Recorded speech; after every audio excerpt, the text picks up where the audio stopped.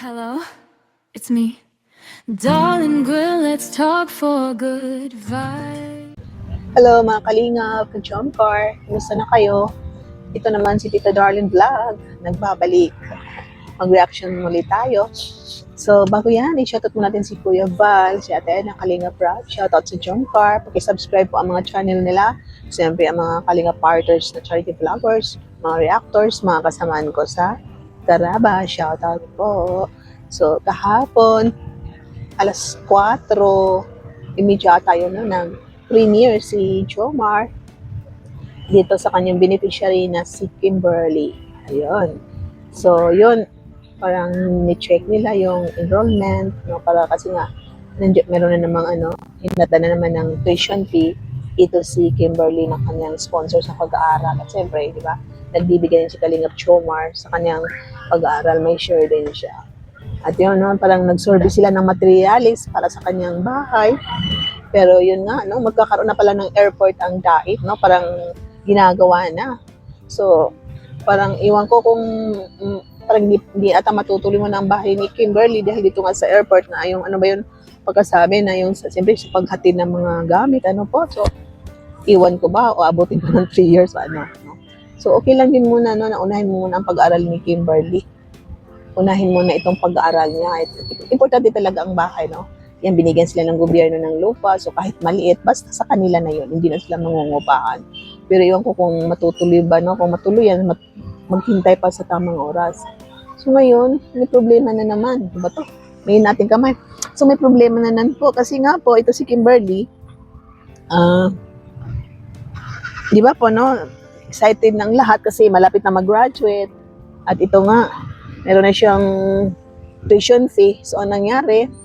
May masamang balita sa kanyang tatay kasi yun nga, nag-ubo-ubo daw, inuubo ang kanyang tatay. So, habang inuubo, iba ang ubo niya daw. At ang nangyari, pag inuubo, may kasamang dugo, no? Parang parang fresh nga dugo. So, nag-search si Kimberly at yun, ang mga symptoms niya is parang TB. So, yun nga parang ginawa nila. Siyempre, ilapat, wala na yung mga contact na malapit, diba? Pagkain, pwede siya isabay, pero siyempre separate yung pinggan niya, baso niya, kutsara niya, lahat. Hindi yan makakahawa, basta yung maayos ba ang pag-aalaga. At sa tingin ko, marami naman gumaling sa TB, basta maagapan, no? Maraming gumaling sa TB, basta maagapan, tapos magawa yung sundin yung tamang proseso sa pagpapagamot sa paggamot ng TB. So ito nga, no, may nagbigay kay Kim ng kanyang tuition fee na 12,000. May mga ilan yun, no, na tag 1,000, 3,000. So kilaki din sabi ni Jomar na ibigay na kasi nga po, kahit hindi pa enrollment, kailangan talaga ni Kimberly sa pagpapagamot ng kanyang tatay. Siyempre, mahal niya ang tatay niya. So yun, masaya si Kimberly, So nagpapasalamat siya sa lahat. Mabait to si Kimberly kasi magagandang grades niya, di ba? So ito si Kimberly, siya ang first beneficiary ni Kalingap Jomar na edukasyon ng kurso niya ba? So, malapit na siya mag-graduate. So, ang saya dito mga ka-Jomcar kasi nga, di ba, abang nag-prepare si Jomar, nandun ako kasi sabi ko, nagla-live ako kahapon, no? Parang tinitesting ko ang aking sound card. Dami kong viewers, maya-maya, kumunti. Sabi ko, ba't ako iniwanan ng mga ito? So, tahimik lang ako. So, maya-maya, nag-in-live ako kasi pero before yan, naalala ko na, ay, parang may premiere si Kalingap Jomar. So, nung mag-in-live ako, naalala ko na premiere si Jomar niyo, nakita ko, nanonood ako, nakita ko si Carla na, ayan, pumasok sa kanyang live na nag-shoutout siya, no, na itong support natin kay Kalingap Jomar sa kanyang channel. So, nakakatuwa po dahil masaya na ito si Kalingap Jomar. Minsan, pag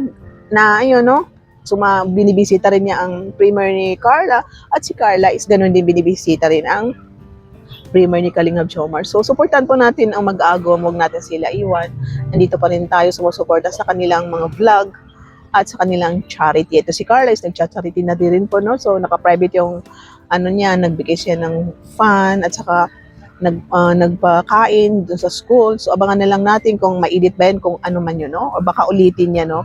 I-edit niya, tanggalin niya kung ano bang dapat tanggalin din natin. Alam anong reason, baka naka-private.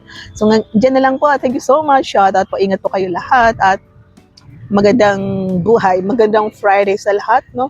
Parang masama pa yung napakiram natin, guys. Kaya itong oras na to, anong oras na to? parang alas 3 na no, sa first upload natin ngayong Friday. So, iwan ko kung maka-upload pa ako ulit kasi may sabat na. Shoutout po sa lahat ng Jump Guard community, mga kasama natin, sa mga sponsor dyan, tama na po ang bangayan, love lang po tayo. No? Minsan, ganyan po, magkaisa po tayo para sa Jump Guard, para sa Panginoon, kasi isa lang ating minamahal na Panginoon. So, bye-bye po. God bless you po all. Share my next reaction video. Ingat ang lahat.